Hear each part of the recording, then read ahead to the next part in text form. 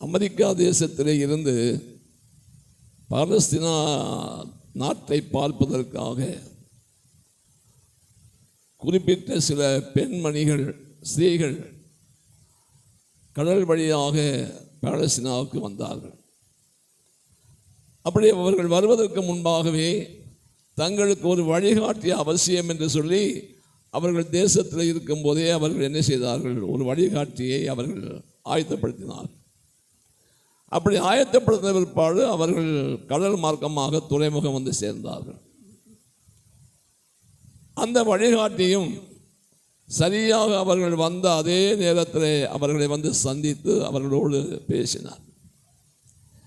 அந்த ஸ்திரீகள் அவர்களோடு பேசும்போது அவர் வழிகாட்டியாக அவர்களுக்கு வேலை செய்வதற்கு மனப்பூர்வமாக சம்மதித்தவர் 3 நிபந்தனைகளை அவர்களுக்கு கொடுத்தார். 3 நிபந்தனைகளுக்கு நீங்கள் கட்டுப்படுவீர்களானால் நான் உங்களுக்கு வழிகாட்டியாக இருப்பேன், இல்லாவிட்டால் என்னால் உங்களுக்கு வழிகாட்டியாக இருக்க முடியாது என்று சொன்னார். அவர்கள் சம்மதித்தார். எங்களுக்கு வழிகாட்டியாக இருக்கிறதுக்கு மாத்திரமல்ல, அந்தந்த இடங்களை குறித்ததான முழு விவரமும் எங்களுக்கு சொல்லி எங்களுக்கு பாலஸ்தீனா தேசத்தை குறித்ததான ஒரு தெளிவான அறிவு வேண்டும் என்று சொல்லி அவர்கள் சொன்னார்கள். அப்படியே செய்வதற்கு சம்மதித்தார். அந்த 3 நிபந்தனைகள் என்ன என்று கேட்டபோது, முதல் நிபந்தனை, உங்கள் கைகளிலே நீங்கள் கொண்டு வந்திருக்கிறான எல்லா லக்கேஜையும் என்னிடத்திலே ஒப்படைத்து விட வேண்டும். சிறிதோ பெரிதோ எல்லாவற்றையும் ஒப்படைத்து விட வேண்டும். அவர்கள் தங்களுக்கு வைத்திருந்த பழுவான சூட்கேஸ் பெட்டிகள் எல்லாவற்றையும் ஒப்படைத்து விட்டார்கள். ஆனால் ஹேண்ட்பேக் என்று ஒன்று இருக்கிறதே, தங்களுடைய கைகளிலே ஸ்டைலாக அப்படி மாட்டிக்கொண்டு போகிறதான அந்த சின்ன பேக்குகளை அவர்கள் நாங்கள் வைத்துக் கொள்ளலாம் என்று சொன்னார்களாம்.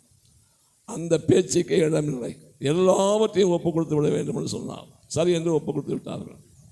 இரண்டாவது நிபந்தனை, நான் உங்களுக்கு முன்னாடி நான் போய்கொண்டே இருப்பேன், நீங்கள் எனக்கு பின்னாடி ஃபாலோ பண்ணி வர வேண்டும்.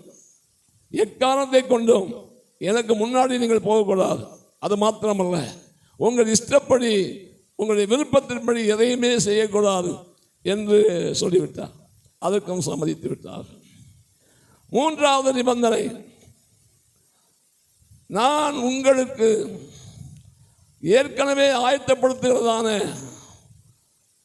நன்மைகள், உங்களுக்கு ஏற்படுத்துகிறதான பிரயோஜனமான எல்லா விதமான ஆசீர்வாதமான அனுபவங்களையும் நீங்கள் மனப்பூர்வமாக என்னை நம்பி ஏற்றுக்கொள்ள வேண்டும். அதற்கு நீங்கள் சம்மதித்தால் நான் உங்களுக்கு வழிகாட்டியாக நான் இருப்பேன் என்று சொன்னபொழுதே அவர்கள் சம்மதித்தார்கள். அதற்கு ஸ்தோத்திரம் உண்டாவதாக. அதன்படி அவர்கள் என்ன செய்தார்கள், எல்லாவற்றையும் ஒப்படைத்து விட்டார்கள். இந்த வழிகாட்டிக்கு பின்னாடி அவர்கள் பிரயாணம் பண்ண நடக்க ஆரம்பித்தார்கள். அப்படி போகும்போது ஒரு ரயில்வே ஸ்டேஷனில் போய் ட்ரெயின் நின்றது.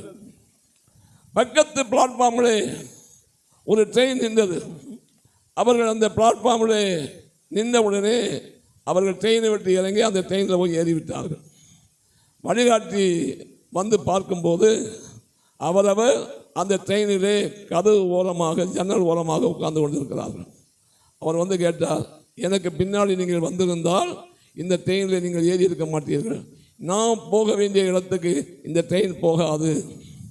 நீங்கள் ஏற்கனவே என்ன சொன்னீர்கள், எனக்கு பின்னாடி வருகிறேன்னு சொல்லிவிட்டு இப்பொழுது ஏன் இப்படி போனீர்கள், சரி பரவாயில்லை என்று சொல்லி அவர்களை அழைத்து கொண்டு போய் அடுத்த நடைமுறையில் இருந்ததான ட்ரெயினில் ஏற்றி அவர் கூட்டிக் கொண்டு போனார். கர்த்தருக்கு ஸ்தோத்திரம். மூன்றாவது, தமஸ்குவுக்கு தென்புறத்திலே உள்ளதான ஒரு வனாந்தரத்திலே அவர்கள் பிரயாணம் பண்ண வேண்டியது வந்தது. வனாந்தரத்திலே பிரயாணம் பண்ணும்போது அவர்கள் ஒட்டகங்களுக்கு மேலே ஏறி பிரயாணம் பண்ண வேண்டிய ஒரு சூழ்நிலை. அது வனாந்தரம், ஒட்டகங்களிலே அவர்கள் பிரயாணம் பண்ணுகிறார்கள். அப்படி பிரயாணம் பண்ணும்போது ஒரே காடாக இருக்கிறது, ஒரே வனாந்தரமாக இருக்கிறது, பிரயாணமும் கடினமாக இருக்கிறது. அது மாத்திரமல்ல, அவர்களுடைய இருதயத்தில் ஒரு எண்ணம் வருகிறது, காட்டு மிருகங்கள் வந்தால் என்ன செய்கிறது, திருடர்கள் வந்தால் என்ன செய்கிறது.